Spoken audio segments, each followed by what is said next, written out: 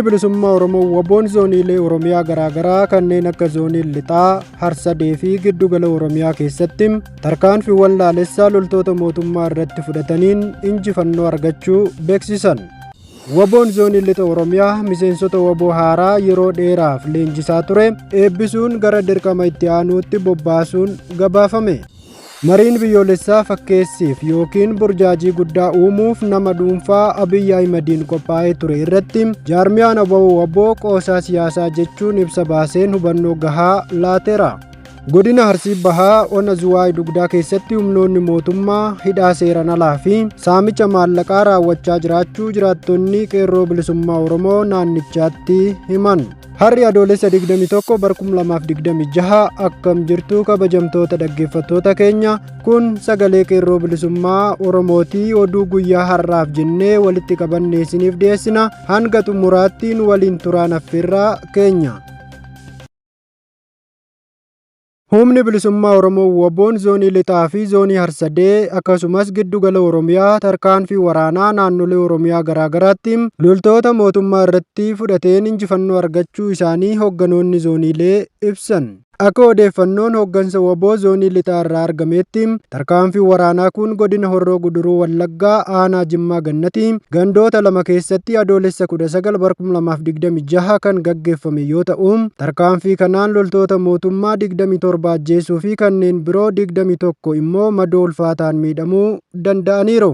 Dabalataanis meeshaalee waraanaa keessaa qawwee keemmii 20, hidhannoo qomaa sadarkaa adda addaa 8, konkolaataa waraanaa 1 akkasumas uffanni waraanaa 60 ol harka WBO seenuun mooraa qabsoo bilisummaa Oromoof galii ta'uun isaa gabaafameera. Haala walfakkaatuun zooniidhuma kanatti godina Qeellam Wallaggaa aanaa Sayyoo ganda Qalqalchaatti adoolessa 18 bara 2026 tarkaanfii loltoota mootummaa irratti fudhatameen du'a fi madoo ciccimaan irratti qaqqabuu ajajoonni WBO zoonichaa ibsaniiru. Haa ta'u malee haala yeroo sana mudate irraa kan ka'een lakkoofsi loltoota PP miidhaan irratti qaqqabe adda hin baafamne. Gama biraatiin WBOn zoonii Harsadee aanaa Booset keessatti guyyuma kana tarkaanfii waraanaa fudhateen injifannoo argachuu beeksiseera. Akka odeeffannoo WBO zoonichaa irraa argametti tarkaanfiin kun godina Baha Shaggar keessatti kan raawwatame yoo ta'u, meeshaalee waraanaa fi galteewwan adda addaa harkatti galfachuun mooraa qabsoof galii taasisuu isaanii ibsaniiru. Tarkaanfii kanaanis meeshaalee waraanaa keessaa qawwee keemmii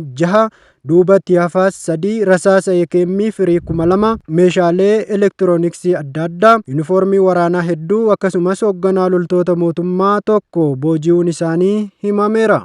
Bifuma walfakkaatuun irree fi gaachanni uummata Oromoo WBOn zoonii Giddugala Oromiyaa aanaa Baakkoo Tiibbee keessattis tarkaanfii fudhateen injifannoo galmeesse. Hoogganni WBO zoonii Giddugala Oromiyaa akka ibsanitti tarkaanfiin kun godina Lixa Shaggar Ona Baakkoo Tiibbee ganda tarkaanfataa Gibee jedhamu keessatti diina maqaa sakatta'iinsa WBO jedhuun uummata nagaa hiraarsitu du'a fi madoo ulfaataan adabeera. Akka gabaasni kun mirkaneessutti tarkaanfii kana keessatti loltoonni mootummaa PP 29 battalatti kan du'an yommuu ta'u, 23 immoo madaaniiru. Dabalataanis loltoonni PP 8 fayyaa isaaniitti harkaan qabamuun booji'amanii yeroo ammaa WBO biratti argamuu kan himan hoogganni WBO zoonii Giddugala Oromiyaa booji'amtoonni kun mirgi booji'amaa eegamee fi kunuunsi barbaachisu taasifamaafii jiraachuus ibsaniiru. Tarkaanfii kanaanis meeshaaleen waraanaa qawwee keemmii 26, rasaasa keemmii 1,000, hidhannoo mudhii 25, kaazinaa yookiin gumbii rasaasaa 40 akkasumas ragaawwan iccitii keessoo loltoota mootummaa saaxilu hedduun dugda isaanii irraa booji'amuun mooraa qabsoo bilisummaa Oromootti galii taasifameera. Hoogganoonni WBO zooniilee kunneen ibsa isaanii keessatti hanga bilisummaan Oromoo fi walabummaan Oromiyaa mirkanaa'utti tarkaanfiin humnoota mootummaa irratti fudhatamu cimee kan itti fufu ta'uu dubbataniiru. Naannolee Baha Shaggar, Booset, Horroo Guduruu Wallaggaa fi Qeellam Wallaggaa, Lixa Shaggar, Baakkoo Tiibbee keessatti jiraattonni humnoota mootummaan hiraarfamaa turanii fi jiran injifannoolee argaman kana gammachuudhaan simatanii hanga qabsoon galma isaa gahutti WBO cinaa akka dhaabbatan waamicha isaanii dabarsaniiru. Woboon zoonii lixa Oromiyaa miseensota woboo haaraa yeroo dheeraaf leenjisaa ture eebbisuun gara dirqama itti aanuutti bobbaasuu beeksise. Mooraan leenjii waraana bilisummaa Oromoo zoonii lixa Oromiyaa kaadhimamtoota leenjii waraanaa fi siyaasaa fudhachaa turan adoolessa 19/2026 sirna ho'aa fi sagantaa guutuun qophaa'e keessatti eebbisiisuu isaa hoogganni zoonichaa ibsaniiru. Akka odeeffannoon qopheessitoota sirnichaa irraa argametti kaadhimamtoonni eebbifaman yeroo leenjii isaanii keessatti ogummaa waraanaa, naamusa loltummaa, tarsiimoo hojii waraanaa akkasumas hubannoo siyaasaa fi kaayyoo qabsoo irratti leenjii bal'aa fudhataniiru. Leenjiin kun humna hojii dirree irratti gahee isaanii ga'umsaan bahuu danda'u horachuuf kan qophaa'e ta'uu isaa leenjistoonni woboo himaniiru. Sirna eebbichaa irrattis ergaan hojii jaarmiyaa fi dhaabbilee siyaasaa ilaalchisee kenname keessa jaarmiyaan tokko jiraachuu isaa kan agarsiisu maqaa qabaachuu qofa osoo hin taane kaayyoo fi akeeka isaa hojii qabatamaa fi tarsiimoo hojii itti fufiinsaan hojii irra oolchuun akka ta'e irratti xiyyeeffannaan kennameera. Hojiilee idilee dhaabaa haala walirraa hin cinneen itti fufuun cimina ijaarsaa fi kutannoo hooggansa isaa kan mul'isu ta'us addeessaniiru. Dabalataan sirna eebbichaa irratti haasaa taasifaman keessatti kaadhimamtoonni eebbifaman naamusa, amanamummaa fi kutannoodhaan hojii isaanii akka raawwatan jechuun akkasuma uummata ofii tajaajiluu irratti gahee isaanii akka bahatan jechuun waamichi dhiyaateera. Sirni eebbichaa ergaa baga gammaddanii dabarsuudhaan xumuramee mooraan leenjii kun hojii ijaarsa humna waraanaa fi siyaasaa cimsuuf taasisaa jiru fuuldurattis akka itti fufu qopheessitoonni sirnichaa ibsaniiru.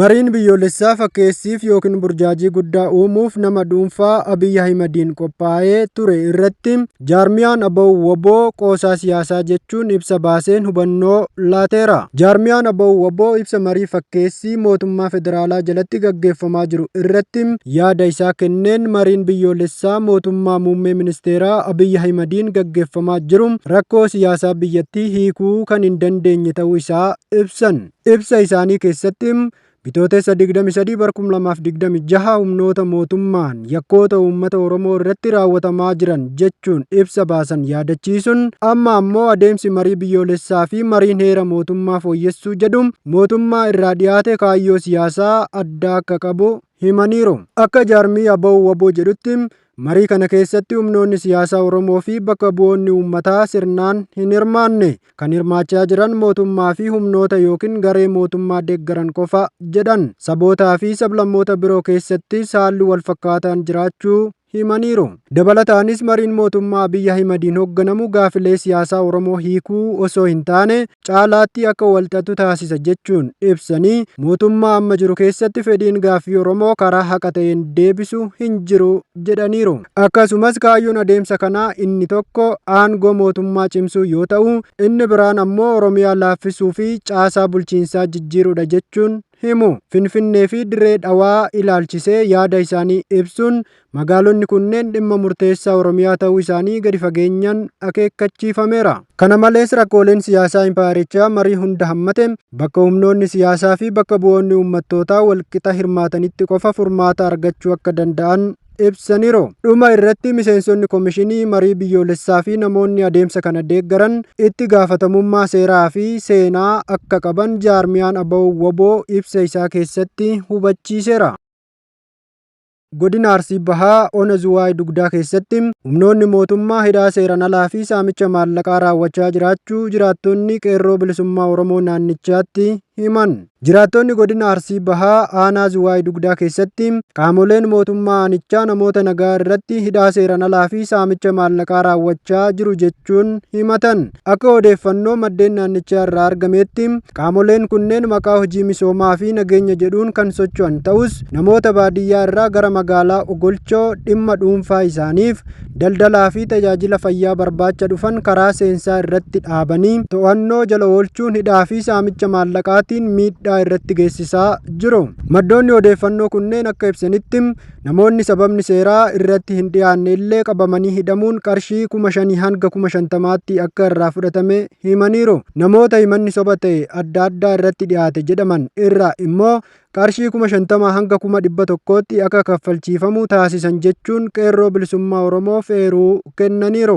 Jiraattonni odeeffannoo kennan gochi akkanaa mootummaa PP irratti amanamummaa uummataa kan dhabamsiisee fi miira sodaa hawaasa keessatti uumuu danda'a jechuun yaaddoo isaanii ibsuun qaamoleen dhimmi ilaallatu himata kana qulqulleessanii tarkaanfii seeraa hatattamaan akka fudhatan gaafataniiru.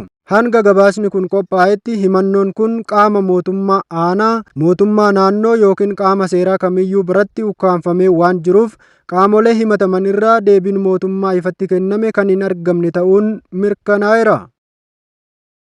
Kabajamtoota dhaggeeffattoota keenya, oduun har'aaf qabnu kanumaa waan nu dhaggeeffattaniif guddoo galatoomaa jecha hanga qophii birootiin walitti deebinutti turtii gaarii qabaadhaa.